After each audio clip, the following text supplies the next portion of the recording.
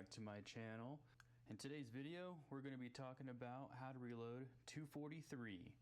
This is the 243 cartridge.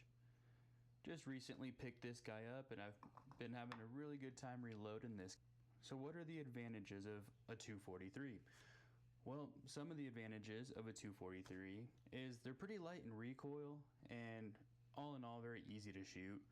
This cartridge really packs a punch. Now compared to the 223, I mean, you're going to have a lot more powder behind this, so it will kick a little bit more than a 223, but overall it's going to be an easy gun for just about everybody to shoot. And this video is primarily going to be for those who have thought about getting into reloading or just curious about it, don't have much experience in it.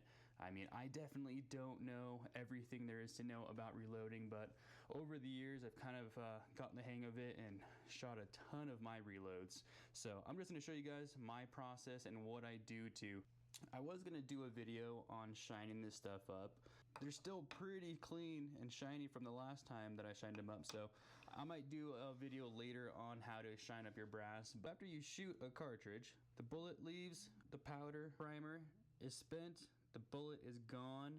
So at this point, unless we go ahead and resize this is basically no use to us. But as a hand loader, the advantage is that we can now load this up with powder, put a bullet in there, a new primer, and shoot it again. So let's go ahead and get started. First thing you guys are going to want, of course, is a reloading die. This is from RCBS. So before you do anything, you're gonna need one of these guys. You can pick these up at major big box stores or even online. I like this one here. Show you what the inside of it looks like. We're gonna have two dies in here. One with the stem on there. That means that this is the resizing and decapping die. So this is the one we're gonna wanna start off with first. Grab my reloading die. I'm gonna go right on top here. We're essentially wanting to deprime this piece of brass here. So when I run my press up, you can see I'm gonna need a shell holder. You're gonna need one of these guys. This is RCBS number 3. What you're gonna do is pop this, just snaps right in there. Grab your spent case and it fits right on in there. Now what I like to do is run the ram all the way up. I'm gonna just lower this die until it touches that shell holder. There it's going through. I'm gonna go ahead and just back that off just a little bit and cinch it down and tighten your lock ring.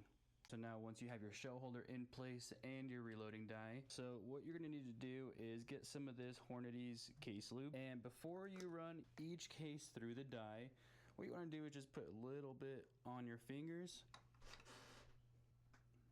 There you go. Just a little bit. Go ahead and place that in the die. There you go. The primer is now out of pocket. The only thing left to do is clean your primer pocket hole, and we're gonna have to measure this and see if it comes out to the dimensions before we reload it with powder. The next one face down, so that way you know that you've already resized that one.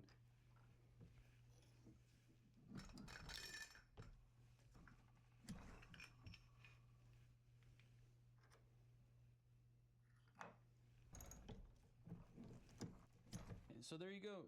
Now you know how to remove the primer pockets. Now for reference, give those a little wipe down. This is a case gauge from Hornady, 243 case gauge. What I like to do is once I resize it, I've already checked to see if this will match my barrel, and I'll go through that later. But what I'm gonna go ahead and do is plop that right in there. And if it goes in and is flush, and comes right out, you know it's going to chamber in your gun. You need to actually test this through your barrel to see if it'll actually chamber. The last thing you want to do is go through the entire reloading process and get everything dialed in just to find out that it's not going to even chamber inside your gun. Trust me, I've been there. It's not fun, and you're gonna end up having to pull that bullet out anyways and restarting the whole process. So I recommend just make sure that you test it through your barrel personally before continuing the reloading process. Flush. Comes out just fine. We'll test this guy here.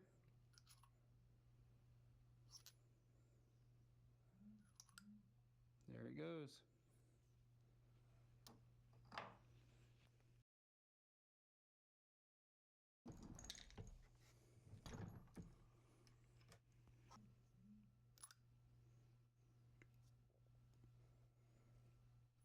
Comes right out.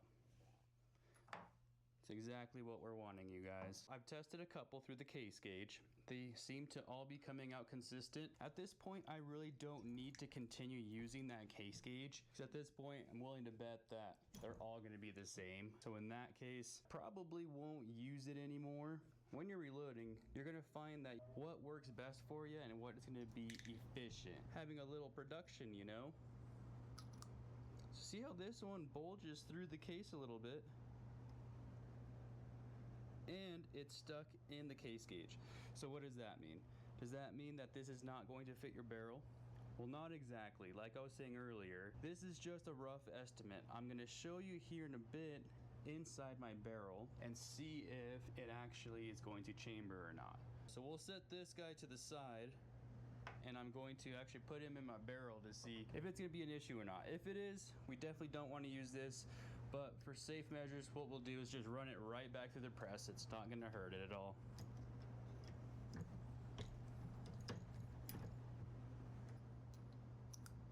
And then let's we go about the same issue. So we'll set that to the side, and we're gonna keep going through the rest of these.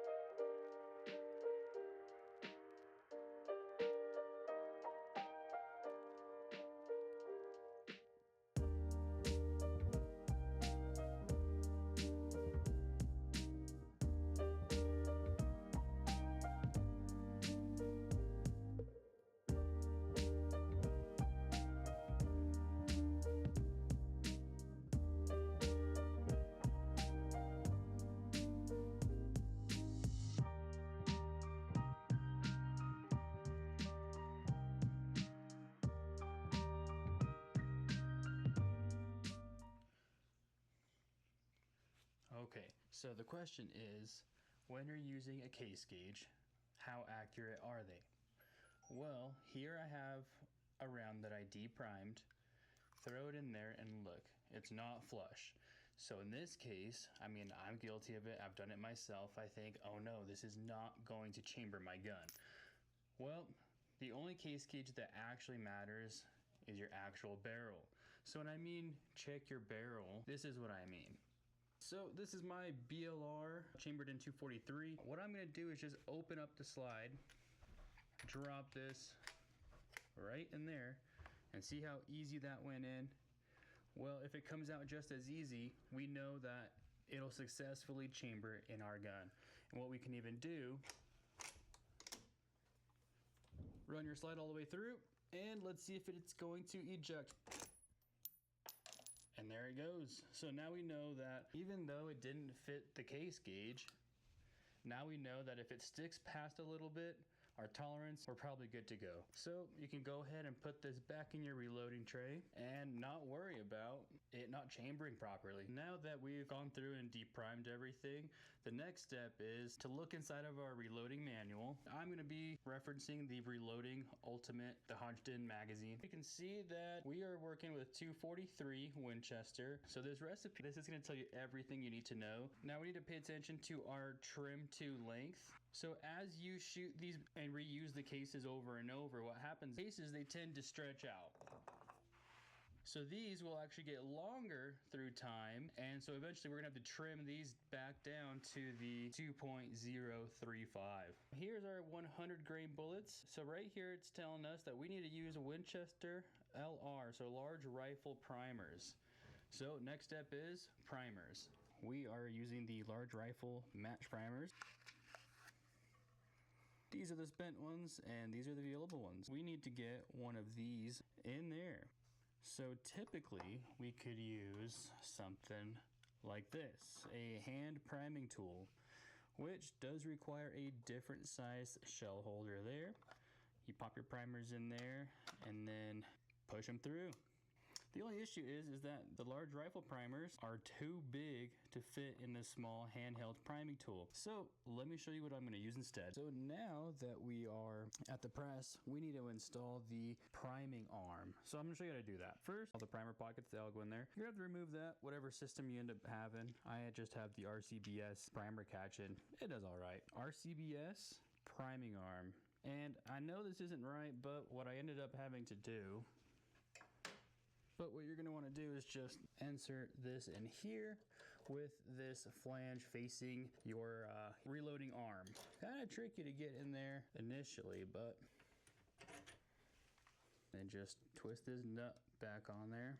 There's plenty of different ways to get this accomplished. This is just the way I seem to do in my process. Okay guys, well thanks so much for making it this far. I'm going to go ahead and cut it here just to keep this video short. Stay tuned, I'm going to show you guys how to put the primers back in the cases and powder. So stay tuned. Like, comment, and subscribe. Catch you later guys.